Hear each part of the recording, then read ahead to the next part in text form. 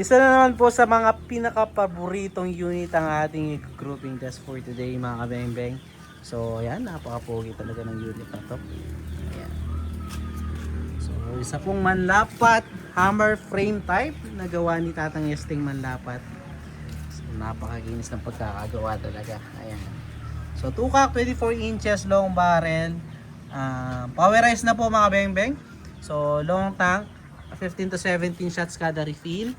So medyo konti pero dahil naka-powerize po kasi yung unit mga beng-beng. So konti yung shot counts pero malakas yung unit. Yun naman po yung kanyang advantage, no? So kumonti ng kaunti yung kanyang shot counts, di katulad ng mga ibang long tank kasi na ganyan kahaba na umabot ng 20 to 30 shots mga kabeng-beng. Dahil yun nga medyo mahina sila mga beng-beng. So ito kasi pinowerize na po. So no need to powerize na po. So ito po ay pupunta ng Pura Tarlac. Ayan.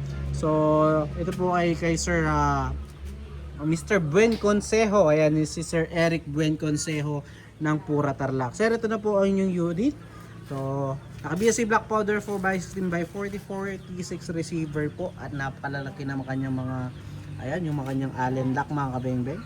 Para hindi agad ma-lost thread, no? So hindi katulad ng mga ganyan, medyo madaling ma-lost thread po kasi. Ayan. Then meron po siyang front end rear sight na nakasiro na.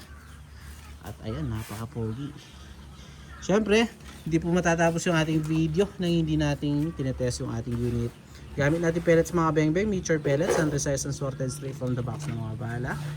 So sir, the moment of truth po, subukan na natin ang unit ni Sir Eric Buen Consejo ng Pura Tarlac. Ayan. So first shot po tayo.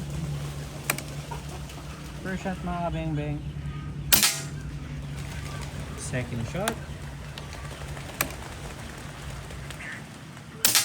Ganda tumama sir, pellet to pellet po. Pangatlo. Pang-apat.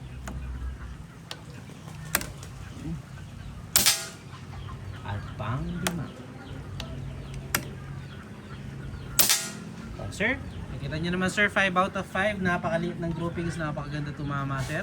So puntahan po natin ang naging groupings ng unit ni Sir Eric Buen Consejo. So sir, check po natin. So sir, 5 out of 5. Ayan, napaka-solid tumama, no? Pinakamaliit natin daliri sir. Ayan, cover na cover. So salamat po Sir Eric Buen Consejo ng Pura Tarlac. So pahintay na lamang po ang unit. Again mga beng-beng, peace out.